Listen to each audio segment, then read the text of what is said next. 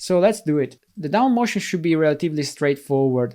If we go to frame 3, we can just lower the body a little bit, and you see that that's enough to give us down motion. Remember, we will have to mirror the poses. Unless we have Animbot that mirror the poses for us, of course that is.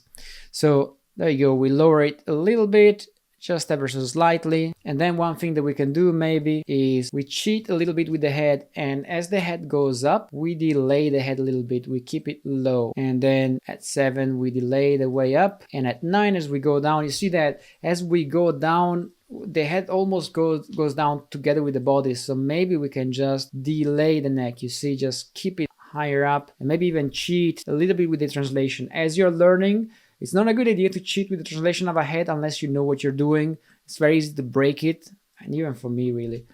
There you go. So now the head is delayed on the way up, and then on the way down it's delayed ever so slightly. Please notice that I'm also rotating the nose a little bit higher up, so that you have a little bit of upward rotation and the head doesn't feel too stiff. As the character falls down, the nose stays behind a little bit. Okay, that's quite a nice thing to have, I think.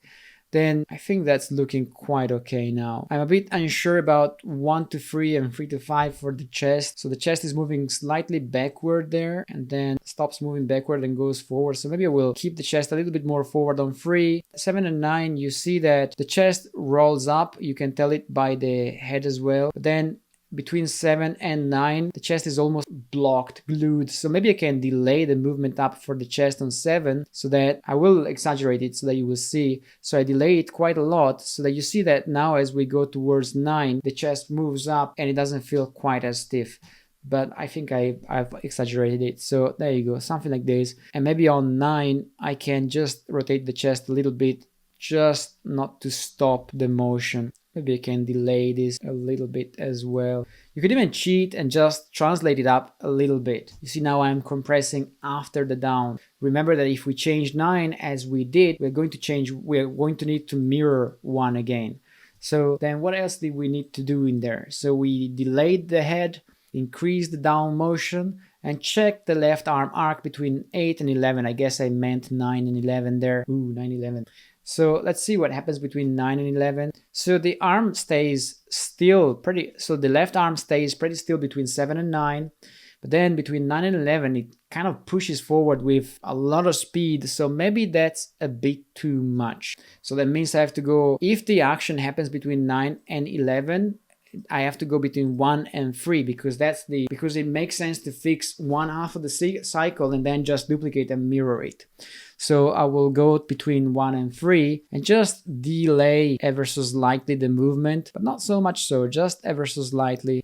There you go, just to remove a little bit of the sudden acceleration. I'm not sure I did a good job in there, but it could potentially work. I'm a bit worried about the rotation of the wrist forward in front of the chest. There's a lot of motion forward in here, but very little to the center. And then there's a lot to the center, then a little bit less, and then almost nothing. So maybe I can start rotating a little bit earlier. The pose at 7, I'll rotate a little bit less, so that between 7 and 8 and 9, there is a little bit of continuous motion, continuous rotation towards the center of the chest.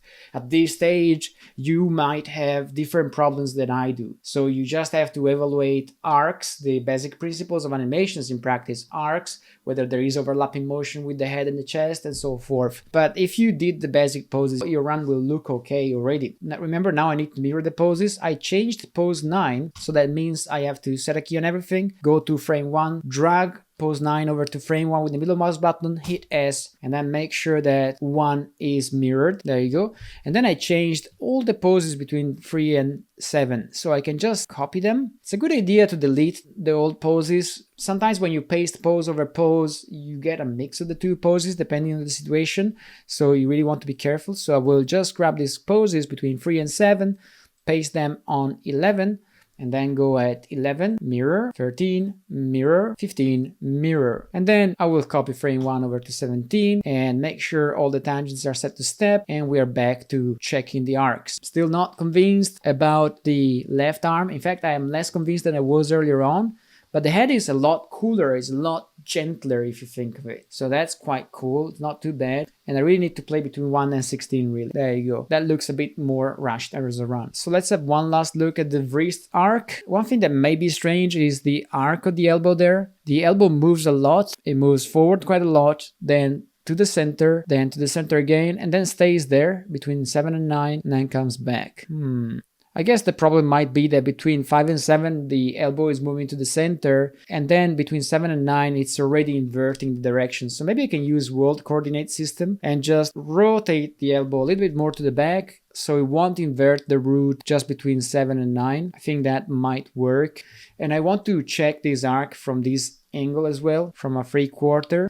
You see that there's something weird going on. The elbow moves forward quite a lot, then a little bit, and then it locks there. So maybe I can lift it up so that it keeps moving forward a little bit, doesn't lock. There you go. And then there's something else, which is, I think, the rotation of the wrist. The wrist comes in, and then between 5 and 7 it's essentially locked. You see, it doesn't change rotation or nothing. And between 7 and 9 it moves again. So I think that may be the culprit there. So I'm going to select all controls, set all tangents to auto again, and I want to see what happens if I grab the wrist and the elbow, and at 7 just delete the key and see what happens to the interpolation. And I think from the side view the interpolation is quite cool. Let's see it from the 3/4. I think from the 3/4 is quite kind of okay as well. I'm going to maybe keep the wrist a little bit more in line.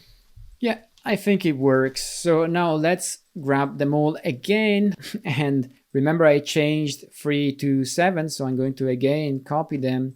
This is when Animbot really comes in handy, in my opinion, because it's a tool that would do this process of mirroring and duplicating for us, which makes animation a lot faster, of course. I duplicated my poses, mirror, mirror, and mirror. Now I'm going to check and make sure that loop starts and stops with the same exact pose, set everything to stepped one last time, and play back the animation in step. Remember, I convert the animation to step just because the rig does not support step preview. I would otherwise have used the step preview there.